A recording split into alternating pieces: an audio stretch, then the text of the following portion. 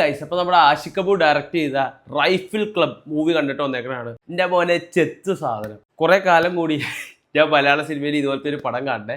അമ്മാതിരി തീർ സാധനമാണ് എടുത്തു വെച്ചേക്കുന്നത്. സ്റ്റോറി കാര്യങ്ങളിലേക്കൊന്നും നമുക്ക് പോകേണ്ട ആവശ്യമൊന്നുമില്ല, അതിന് ഇവിടെ പ്രസക്തി ഇല്ല. ഈ സിനിമയിൽ അതിന് പ്രസക്തിയൊന്നുമില്ല. സ്റ്റോറിയൊക്കെ നമുക്കറിയാവുന്നതൊക്കെ തന്നെ. പക്ഷേ പടം സിനിമാറ്റോഗ്രഫി ഒക്കെ എന്ത് ഗംഭീരമായിരുന്നു അറിയാവും. ഇത് പറയേണ്ട കാര്യമാണ്. ഓരോ ഫ്രെയിംസ് ഒക്കെ ഭയങ്കര രസമായിരുന്നു. ആനിമൽസിന്റെ CGI ഒക്കെ ഇല്ല, ഇത്ര ലിമിറ്റഡ് ബഡ്ജറ്റ് എന്നിട്ട് അത്രയും ഒറിജിനാലിറ്റി തോന്നിക്കുന്ന രീതിയിലാണ് ആനിമൽസിന്റെ CGI ഒക്കെ ഇവർ ചെയ്തേക്കണേ. ആ ടീമിന് ഒരു ഷൗട്ട് ഔട്ട് കൊടുത്തേ പറ്റുള്ളൂ, അത്രയും ഗംഭീരമായിരുന്നു CGI ഒക്കെ. ഇനി ഇതിൽ ഒരുപാട് കഥാപാത്രങ്ങളുണ്ട് കേട്ടോ. നമ്മളിപ്പോൾ പോസ്റ്ററിലൊക്കെ ഉണ്ടല്ലോ, റൈഫിൾ ക്ലബിന്റെ പോസ്റ്റർ നമ്മൾ അവിടെ ഇവിടെയൊക്കെ ആയിട്ട് കാണുമല്ലോ. അതിൽ ഉള്ള കഥാപാത്രങ്ങൾ അത്രയും ആർട്ടിസ്റ്റ് ഉണ്ട് ഈ സിനിമയിൽ. വിജയ് രാഘവൻ, ദിലീഷ് പോത്തൻ, പിന്നെ നമ്മുടെ സുരഭി, അതുപോലെ ദർശന, പിന്നെ നമ്മുടെ പണ്ടത്തെ ദേവദൂതറിലൊക്കെ വന്ന വിനീത് കുമാർ, കൺവിൻസിങ് സ്റ്റാർ സുരേഷ്, അങ്ങനെ കുറേ ക്യാരക്ടർ ഈ സിനിമയിലുണ്ട്.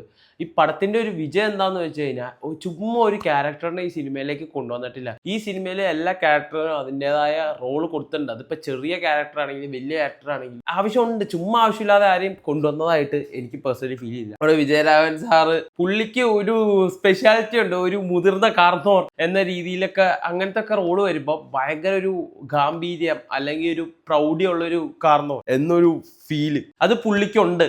ആ സാധനം ഈ പടത്തിലുണ്ട്. അതെനിക്ക് ഭയങ്കരമായിട്ട് ഇഷ്ടപ്പെട്ടു. പിന്നെ നമ്മുടെ ദിലീഷ് പോത്തനാണെങ്കിലും ഞാൻ പറഞ്ഞില്ല, നമ്മൾ ചുമ്മാ എല്ലാവരുടെയും പേരെടുത്ത് ഇങ്ങനെ പറയേണ്ട ആവശ്യമൊന്നുമില്ല. എല്ലാവരും ഇതിൽ കിടിലൻ പെർഫോമൻസ് ആയിരുന്നു. റൈഫിൾ ക്ലബ് എന്ന് പറഞ്ഞ ഒരു ഫാമിലിയാണ്. ആ ഫാമിലിയിലുള്ള എല്ലാവർക്കും ഒരുപോലെ മാസ് കാണിക്കാൻ പറ്റുന്ന രീതിയിലാണ് ഈ പടം കേട്ട് എടുത്തു വെച്ചേക്കട്ടെ. പിന്നെ നമ്മൾ ഈ പടത്തിന്റെ ഫസ്റ്റ് ഹാഫ് ഒക്കെ നോക്കുമ്പോഴല്ലോ ഭയങ്കര സ്പീഡിലാട്ടോ പോണത്. പക്ഷെ സെക്കൻഡ് ഹാഫ് എന്ന് പറഞ്ഞു കഴിഞ്ഞാൽ പടപടാ വെടി പുക അടി ഇടി അങ്ങനത്തെ ഒരു മൂഡിലാണ് സെക്കൻഡ് ഹാഫ് അങ്ങോട്ട് ഷൂട്ട് ചെയ്തേക്കണേ.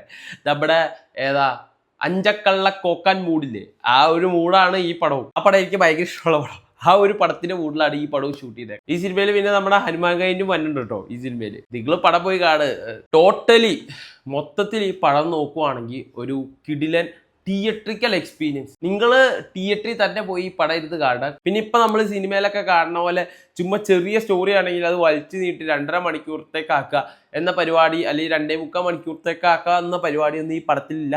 കറക്റ്റ് 1 മണിക്കൂർ 50 മിനിറ്റ് നീറ്റ് എക്സിക്യൂഷൻ, കിടിലൻ സിനിമാറ്റോഗ്രഫി, അതുപോലെ തന്നെ കിടിലൻ ഫ്രെയിംസ്, കിടിലൻ പടമായിട്ടാണ് റൈഫിൾ ക്ലബ് എന്ന പടം എനിക്ക് ഫീൽ ചെയ്തത്. നിങ്ങൾ തീർച്ചയായിട്ടും ടിക്കറ്റ് എടുത്തൊന്ന് കണ്ടു നോക്കുക. നിങ്ങൾക്ക് റൈഫിൾ ക്ലബ് ഫാമിലീനെ എന്താണെങ്കിലും ഇഷ്ടപ്പെടും.